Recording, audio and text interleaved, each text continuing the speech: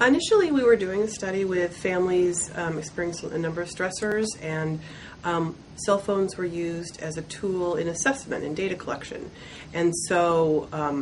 the idea kind of came about to use those as an intervention tool, because the families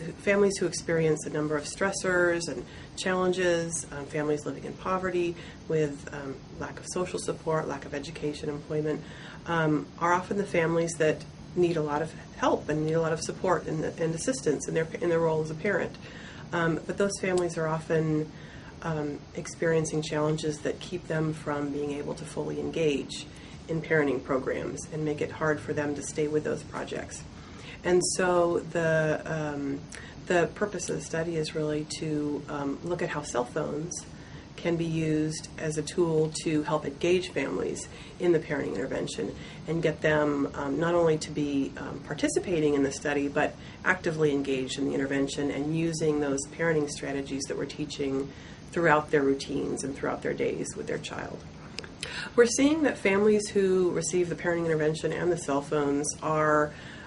more actively engaged in the intervention. They're not dropping out at the rate that families are dropping out of the parenting intervention when they don't get the cell phones. So they're more likely to complete the program, and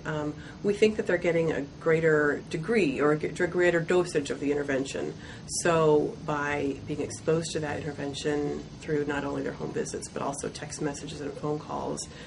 we think they're more likely to then use those strategies and continue to use those over time. Well, I think in terms of research, but also in terms of practice, in terms of programs that are out there for families who are needing support, I think if we can find better ways to engage them and actively involve them in the intervention and keep them engaged over time, then we're just more likely to see better outcomes for families and for children in general.